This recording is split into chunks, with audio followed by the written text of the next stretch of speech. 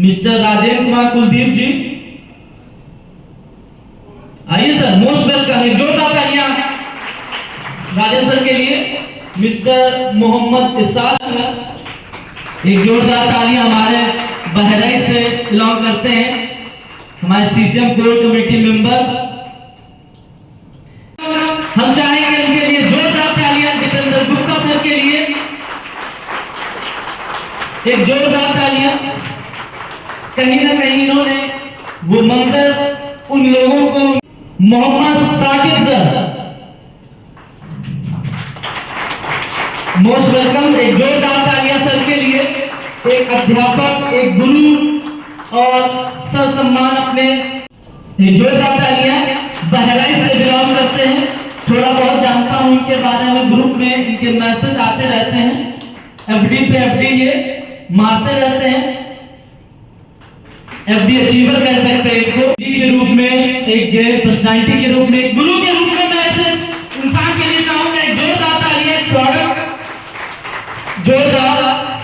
और नेक्स्ट हमारे मिस्टर सुशांत, एक जबरदस्त पर्सनालिटी, सभी ऑर्गेनाइजेशन को मैनेज करने वाले managing director mister Mohammad Irfan Siddiqui sir.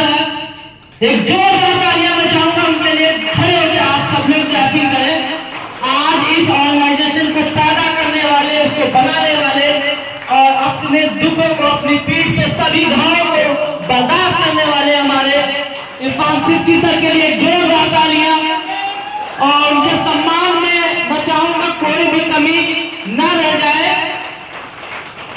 आपको दिखने से शायद इनकी अगर टीम बनाओगे तो जिंदगी संवर जाएगी, वरना ये जिंदगी अंधेरे में गुजर जाएगी।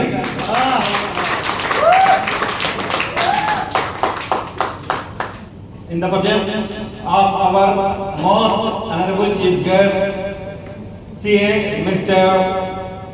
Narendra Ojha sir, CMD Mr. Mohammad Irfan sir, all the audiences and friends. First, we heartily welcome to all of you to participate in this company third anniversary of an IM Semi Indian Limited, Lucknow.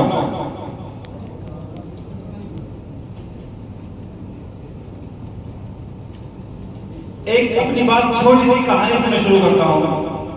एक बहुत बड़े वैज्ञानिक हुए हैं, बहुत बड़े वैज्ञानिक।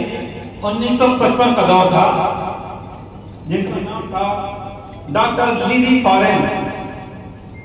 ये एक शोध करता थे और अपने शोध में इन्होंने लिखा कि इंसान जमीन से आसमान पर कभी नहीं जा सकता। क्या लिखा उन्होंने? इंसान जमीन से आसमान पर कभी नहीं जा सकता, क्योंकि जमीन की दूरी तय करते करते उसकी जिंदगी गुजर जाएगी। ये बात, लेकिन उनकी बात किसी ने नहीं सुनी। कुछ लोग तो ऐसे थे जिन्होंने हमेशा ये कहा आई कैन डू इट। और आप सभी लोग जानते हैं कि 1969 यानी 1969 में नील आर्मस्ट्रांग ने चांद पर पहला कदम रखा। तो बताइए ये पॉसिबल हुआ कि नहीं हुआ? पॉसिबल हुआ। इसका मतलब यह है कि everything is possible in this world. इस संसार में सब कुछ संभव है। अगर इम्पॉसिबल को आप अलग अलग देखें तो आपको लगेगा आई एम पॉसिबल। क्या होगा? I am possible. तो अपनी डायरी से इम्पॉसिबल सब हटा दीजिए। दौर आगे चलता गया, चांद पर पहुंच गए। अब तो चांद पर जाना ऐसा हो गया है जैसे लोग इंडिया से दुबई आ गए। तो उन्होंने अपनी किताब में लिखा कि इंसान कभी उड़ नहीं सकता, क्योंकि उसके वजन से ज्यादा उसके पर कम वजन है, मतलब उसका वजन पर का वजन कम है और इंसान के शरीर का वजन ज्यादा है। पर का मतलब इन हाथों से है। और मिसाल क्या दी? भौरे की। भौरे की मिसाल दी और कहा कि देखिए भौरे का पर बहुत हल्का होता है, इस कारण वो अपने वजन को ऊपर नहीं उठा सकता और नीचे गिर जाता है। ये मिसाल दी और लोग मान भी गए। लेकिन दो भाई ऐसे थे जिन्होंने ये भी साबित कर दिखाया, आल्फ्रेड राइट और विल्बर राइट का नाम सुना है? उन्होंने साइकिल के पार्ट से हवाई जहाज बना दिया। तो जहां नियम बनते हैं नियम तोड़ने के लिए, यही तो होता है। एक साइंटिस्ट कह रहा है कि कभी नहीं उड़ सकते और दूसरा करके दिखा रहा है। एक साइंटिस्ट कहता है आसमान पे आप चंद्रमा पे नहीं जा सकते, दूसरा उल्लंघन कर रहा है, पहुंच गया। एक हमारे तीसरे वैज्ञानिक नहीं है, एथलीट हैं, धावक जिसे बोलते हैं, वो जन्मजात पोलियो से ग्रस्त थी। जन्मजात पोलियो से ग्रस्त थी और उनके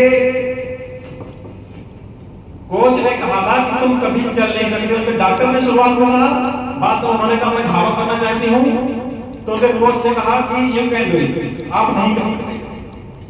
लेकिन सबसे बड़ी जो शिक्षा देने वाली मां होती है, जो हमारा पहला विद्यालय होता है, उसने कहा नहीं बेटा, you can do it, you can do it, तुम ये कर सकती हो, यू कैन ट्राई, आप कोशिश करके देख लीजिए। और उसने क्या किया, थोड़े थोड़ा अपने कदम बढ़ाते रहे और बता दें कि अपने जीवन में उसने 3 गोल्ड मेडल जीते। पोलियो होने के बावजूद भी कितने गोल्ड मेडल? 3 गोल्ड मेडल जीते। इसलिए मैं फिर कहता हूं, everything is possible in this world, everything is possible. ठीक है। एक ऐसा साइंटिस्ट का नाम होगा जिनको हर कोई लगभग जानता है, आइंस्टीन के बारे में, अल्बर्ट आइंस्टीन। जब इनका एडमिशन इनकी मां ने स्कूल में कराया तो ये बातों को समझ नहीं पाते थे। कोई कहना कुछ और चाह रहा है, ये समझते कुछ और। लोग परेशान हो गए, उनके टीचर परेशान हो गई। तो उनके प्रिंसिपल ने एक लेटर लिखा और कहा जाके बेटा इसको अपनी मां को दे देना। वो बच्चा दौड़ता हुआ आया, अपनी मां को लेकर दिया और कहा मां मुझे भी पढ़ के सुना उसमें क्या लिखा है। तो मां ने पढ़ा, कहा बेटा इसमें लिखा है कि आपका बेटा बहुत इंटेलिजेंट है और हमारे हमारे टीचर आपके बेटे को नहीं पढ़ा सकते। हमारे टीचर वो लायक नहीं है जो आपके बेटे को पढ़ा सके। इसलिए आज से मैं स्वयं आपको पढ़ाऊंगी। उनकी मां ने कहा मैं स्वयं पढ़ाऊंगी। पढ़ाती गई। इसके बाद में वो साइंटिस्ट बने।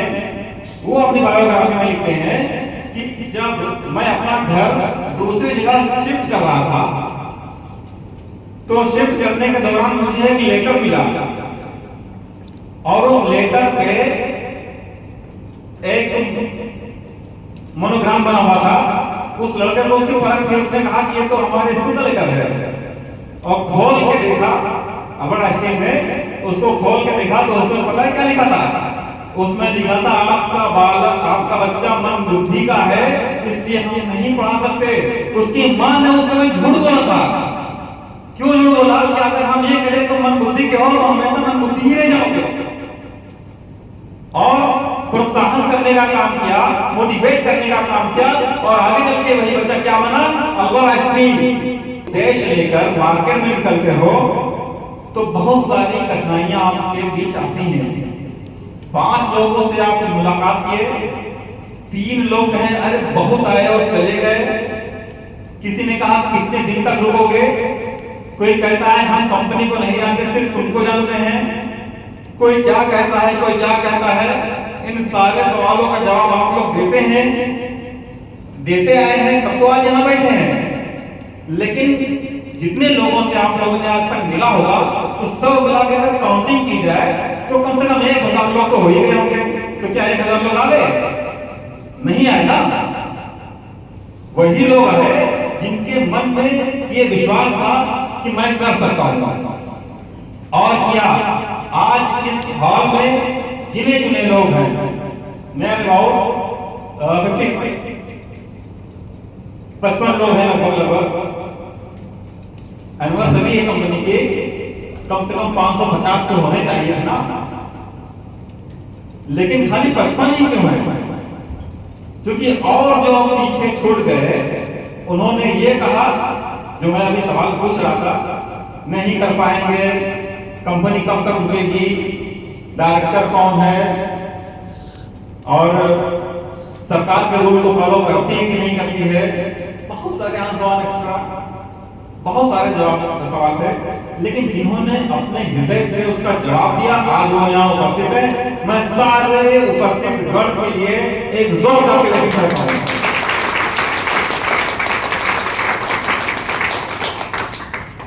मैं कोई वक्ता तो नहीं हूं, लेकिन मुझे मौका मिला थोड़ा सा बोलने के लिए, और सब ने कहा कि क्योंकि एनिवर्सरी है तो कुछ नई चीजें आपको बता दें जो लॉन्च होने वाली हैं। अभी बहुत लोग सवाल कर रहे थे कि सर क्या लॉन्च करेंगे आप, तो उसके बारे में बताते हैं। भाई जो लोग नए हैं वो लोग जानते हैं, मेरा नाम मोहम्मद इरफान अंसारी है और मैं बहराइच से बिलोंग करता हूँ। लगभग लोग मुझे जानते हैं, बस 1-2 लोग हैं ऐसे जो नहीं जानते होंगे। इससे पहले भी मैं किसी दूसरी कंपनी में ब्रांच मैनेजर के पद पे था, और फिर एक दौर आया लॉकडाउन का जिसमें लोग परेशान हो रहे थे। उस लॉकडाउन के दौर में इस कंपनी की शुरुआत हुई और आज धीरे धीरे चलते चलते 3 साल कंप्लीट कर लिए। और इस 3 साल में इसकी क्या क्या उपलब्धियां हुई हैं, क्या हमने अचीवमेंट किया है। जब शुरुआत में हम लोग प्लान लेकर किसी के पास जाते थे तो पता है सर क्या कहते थे लोग, अरे ये तो बच्चों की कंपनियां हैं। कहा ये 21 साल का लड़का कंपनी चलाएगा, ये 25 साल का लड़का कंपनी चलाएगा, अरे ये तो बड़ा कंपनी में खुद ही अपना पैसा डुबा बैठे हैं। और मुश्किल से 1 साल चल पाओगे, 1 साल से ज्यादा आप टिक नहीं पाओगे। हमने वक्तव्य से कोई जवाब नहीं दिया, सिर्फ करके दिखाया। वो उपलब्धि अभी हमारे सीएमडी सर आपको बताएंगे कि हमने क्या किया है उन 3 साल में, किसका कितना विश्वास जीता है, कितना पैसा कहां लगा है। और पूरी जिम्मेदारी के साथ सीए सर बैठे हुए हैं। सीए सर जानते हैं कि क्या हमने उनको डाटा दिया, उन्होंने कैसे कंप्लायंस की। आप उनसे सवाल कर सकते हैं, आपके सामने हैं, आपको पता चल जाएगा कि कंपनी ने क्या उखाड़ा है। लोग कह रहे थे क्या उखाड़ लोगे, कंपनी ने क्या किया है वो आज आपके सामने है। फिलहाल बहुत दिनों से इंतजार था हम लोगों को सेविंग अकाउंट का, तो कुछ चीजें आपके सामने आ गई हैं और कुछ अभी आने बाकी हैं। सबसे पहले अभी तक पैन कार्ड या आधार कार्ड वेरिफिकेशन नहीं होता था। हमारे यहाँ अकाउंट खुल जाता था लेकिन वेरिफिकेशन नहीं होता था। अब क्या है, जब तक के आधार से आपका मोबाइल लिंक नहीं होगा तब तक के सेविंग अकाउंट हमारे यहाँ भी नहीं खुलेगा। सबसे पहले आपके आधार वाले नंबर पर एक ओटीपी जाएगी, वो ओटीपी डाली जाएगी, उसके बाद आपका सेविंग अकाउंट खुल पाएगा। फिर उसके बाद अगर 49,000 से ज्यादा आप लेन देन करते हो तो उसके लिए भी गाइडलाइन है। आरबीआई के सब लोग जानते हैं पैन कार्ड होना अनिवार्य है। पैन कार्ड भी तभी वो लेगा जब तक वेरिफिकेशन नहीं हो जाता। तो 2 वेरिफिकेशन हमारे पास आ गए, एक तो पैन कार्ड वेरिफिकेशन आ गया एपीआई, और दूसरा आधार वेरिफिकेशन एपीआई आ गया। ठीक है, तो जब ये दोनों चीज आ गए तो अब आपको डरना नहीं है सेविंग अकाउंट से। ऐसा सेविंग अकाउंट नहीं होगा कि आप हमारे यहाँ खाता खुलाएं और सिर्फ हमारे यहाँ काउंटर से पैसा मिले, ऐसा नहीं होगा।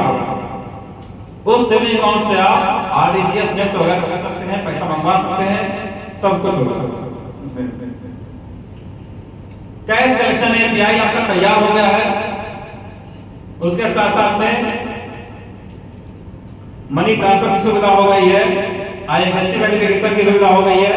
जैसे कि आप किसी भी बैंक का आईएफएससी डालेंगे वो शो करा देगा ये कौन सी ब्रांच का अकाउंट है। ये भी हो गया है, क्यूआर कोड आ गया है। तो इतनी चीजें हो गई हैं। साथ में भी एक साहब पूछ रहे थे सर नेट की सुविधा कब होगी, ऑटो डिडक्शन की सुविधा कब होगी। जैसे हमारे यहाँ से कोई लोन जब लेता है तो अभी ऑटो डिडक्शन की सुविधा नहीं थी कि उसका सेविंग अकाउंट लगा दिया जाए और ऑटो मोड पे वो हमारे यहाँ बता दे। अभी तो मुझे लग रहा था कि नहीं हो पाया, इसमें टिक लगा हुआ है, नेट की भी सुविधा आ गई है। अब कोई भी आप लोन लेंगे अपना सेविंग अकाउंट लगाइए और हमारा कलेक्टर आप तक नहीं जाएगा, ऑटो डिडक्शन होता रहेगा। जब आप चाहें जो डेट आप सेट कर देंगे उसी डेट पे करता रहेगा। इतनी बड़ी अपॉर्चुनिटी, इतनी बड़ी चीजें आप लोगों को बताई, शायद आप लोगों को अच्छा नहीं लगा हो तो ताली मारो, तो ऐसा मारो कि लगे चीजें मिलेंगी आप लोगों को। इतनी बड़ी बात बताई उन्होंने कि जैसे ही आप ट्रांसफर करेंगे वैसे आपका ब्रांच आपकी दिख जाएगी। ये सिर्फ आपकी बैंक में होता है, ना कि कोई कंपनी में। ये आपको एहसास होना चाहिए। तो ताली मारो, तो जो चीज अच्छी लगे ताली मार ही दो। जी बिल्कुल। सबसे बड़ी नई बात और इस सेविंग अकाउंट की सबसे अच्छी नई बात ये बता दूं, आप यूपीआई इस्तेमाल करते हैं, गूगल पे, फोन पे, भीम और बहुत सारे हैं। उसमें जब आप अकाउंट नंबर डालते हैं तो नाम वेरिफिकेशन नहीं होता कि नाम आता है। हमारे ये भी हो गया है, आप अकाउंट नंबर डालें उसका नाम आ जाएगा। इससे एक तो ये हो गया कि 1 रुपया भेजने की जरूरत नहीं पड़ेगी, डरना नहीं पड़ेगा, आप भेज सकते हैं। क्या समझ रखा है? समय लगेगा सर। उस वक्त में कहा था, पिछले साल में जब हम लोग नैनीताल में थे तब भी कहा गया था कि बहुत सी सारी चीजें हम आपको देने वाले हैं, बस समय लगेगा। और आप जानते हैं ज्यादा तेज आंच में आप कोई भी चीज पका लीजिए, अभी मैं बाहर की बात कह रहा था, तो वो बहुत स्वादिष्ट नहीं बनेगा। बन तो जाएगा लेकिन स्वादिष्ट नहीं बनेगा, कहीं जल जाएगा, कहीं क्या होगा। और धीरे धीरे बनता है, बढ़िया, खाने में स्वाद आएगा। तो आप लोग स्वाद चाहते हैं। और सिर्फ इतना ही नहीं, आने वाले एनिवर्सरी में आप देखिएगा कि हम और क्या क्या करने वाले हैं। खासकर हमारे जो सम्मानीय प्रमोटर हैं उनके लिए कंपनी बहुत बड़ा प्लान कर रही है। अभी लोग दूसरी जगह जाते हैं, ठगी का शिकार होते हैं, विश्वास अपना गंवाते हैं, लेकिन हमारी मैनेजमेंट टीम ने उनके लिए भी बहुत कुछ सोच रखा है। आने वाले समय में आप देखिएगा कि जो अदर लोग नहीं आपके लिए कर पाए हैं वो हमारी कंपनी आपके लिए करेगी।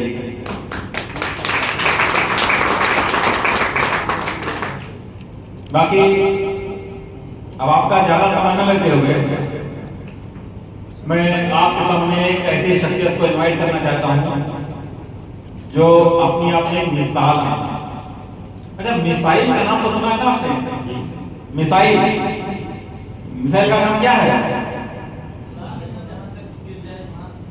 जिस देश में गिर जाए उसकी जिंदगी बर्बाद कर देती है। लेकिन ये ऐसे मिसाइल है कि जिस जगह पे गिर जाए उसकी जिंदगी बर्बाद नहीं बल्कि आबाद हो जाती है। मोहम्मद इकबाल सिद्दीकी सर,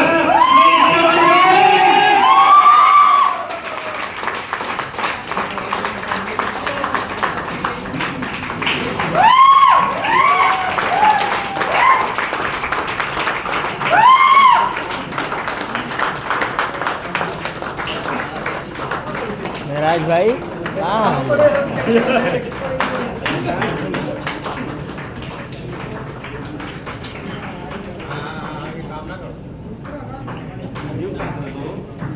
सबका आना चाहिए ना।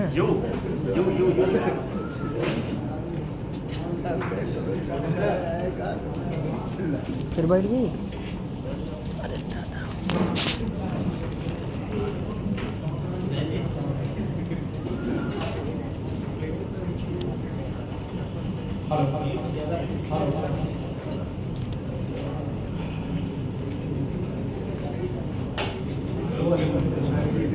अपना परिचय बताना चाहता हूँ। वैसे जाने अनजाने में मेरा परिचय उन तक पहुंच ही गया होगा। बहुत देर से एक दूसरे से हम आमने सामने रूबरू हो रहे थे।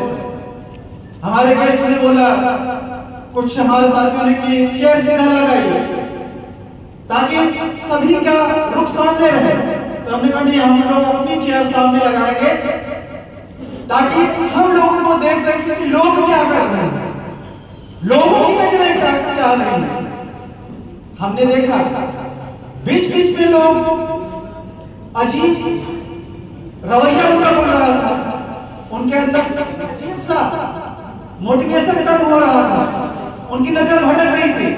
मैं बीच में किसी को भेज के लोगों को बदलवाता था, लोगों की आवाज को बदलाता था। मैंने देखा उनकी आवाज से काफी लोग प्रभावित हुए। उनकी मोटिवेशनल जो कहानी थी, उस कहानी से काफी लोग प्रभावित हुए।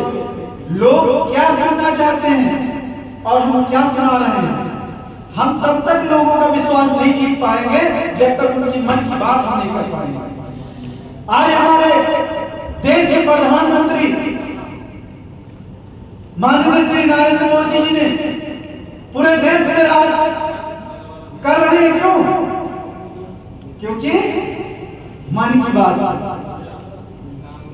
काम हुआ या नहीं हुआ इससे कोई मतलब नहीं है, लेकिन मन की बात। मन की बात।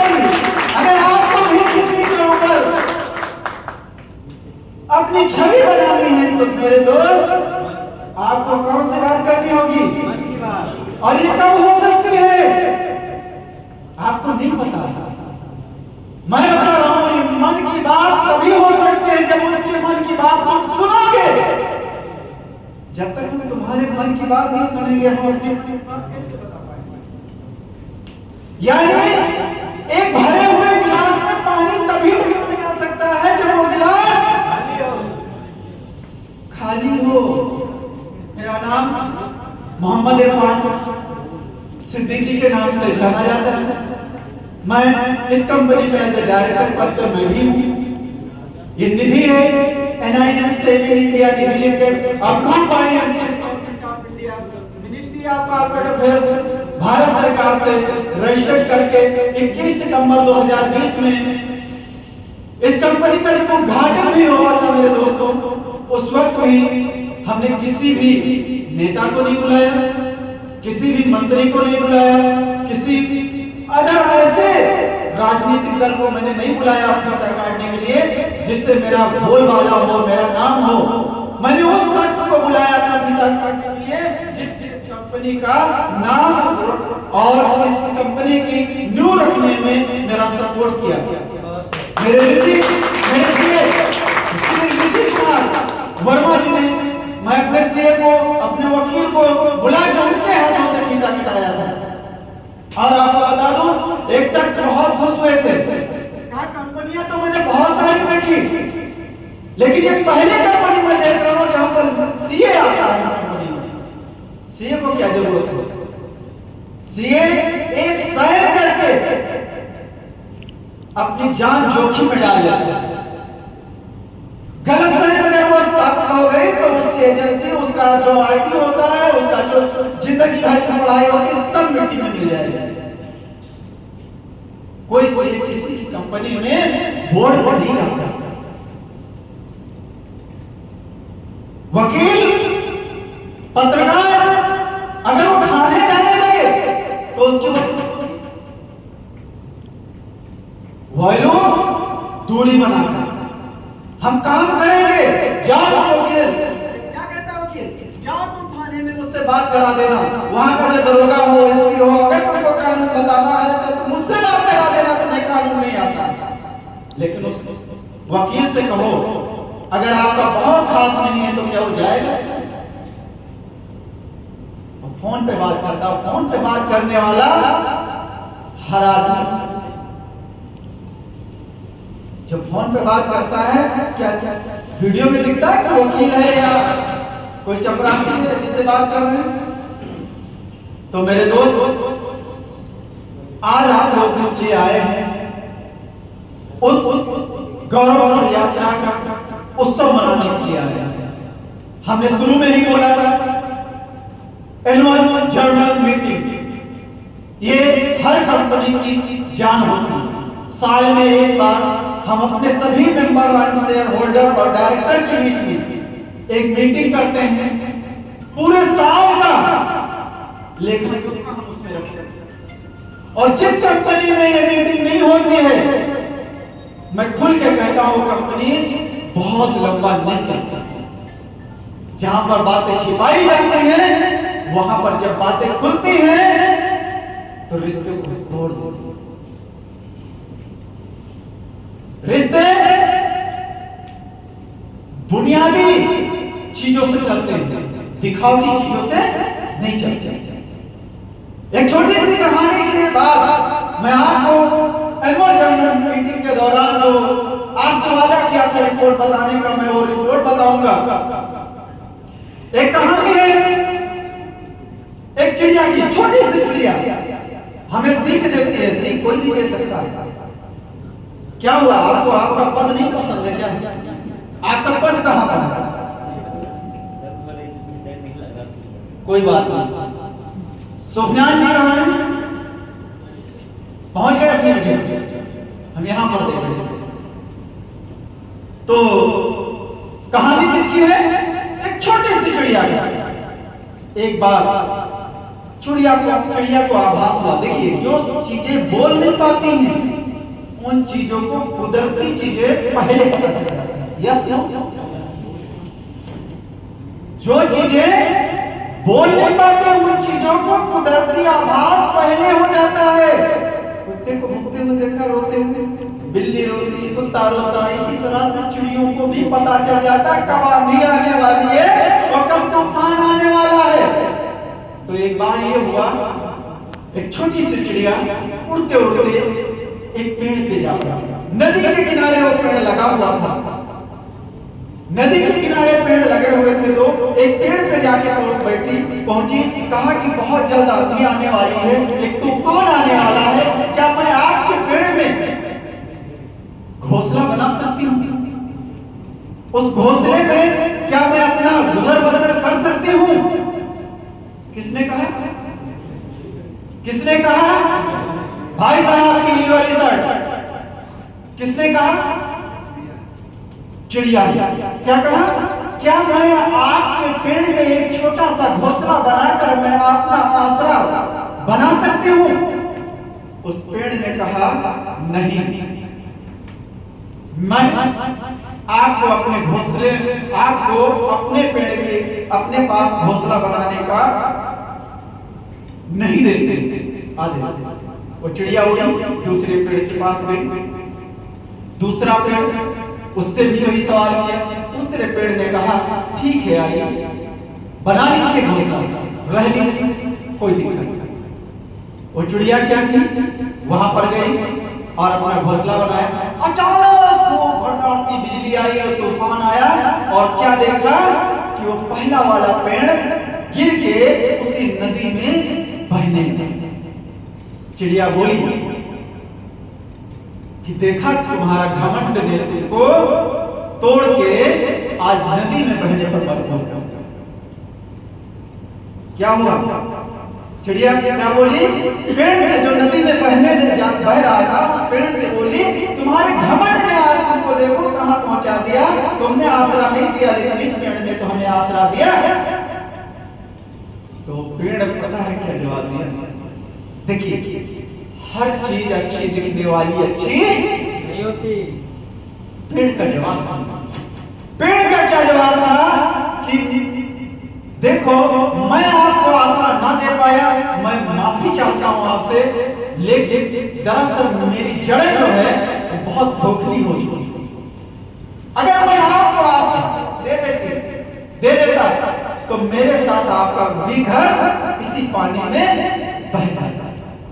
मैं जान चुका था कि मेरी जड़ें खोखली हो चुकी हैं, और इतना कह के वो बह गए। मेरे कहने का मकसद क्या है, उस स्टोरी का मतलब क्या है कि अगर बहुत सारी ऐसी चीजें हैं जो हमारे और आपके बीच में लोग बताएंगे, बहुत सारे सीनियर हमारे और आपके बीच में किसी चीज की डिमांड करोगे वो तत्काल मना कर देंगे, उनसे हमको क्या करना है, रूठ जाना है, क्योंकि अंदर की चीजें हम जान पाते हैं। क्या क्या अंदर की चीजें हमको नहीं पता, हमें नहीं पता जब तक हम किसी की गहराई तक न जाएं तब तक अपना दिमाग नहीं लगाना। तो कभी भी अपने अपलायन यानी जो सीनियर है, गेट बताया है, जो यहाँ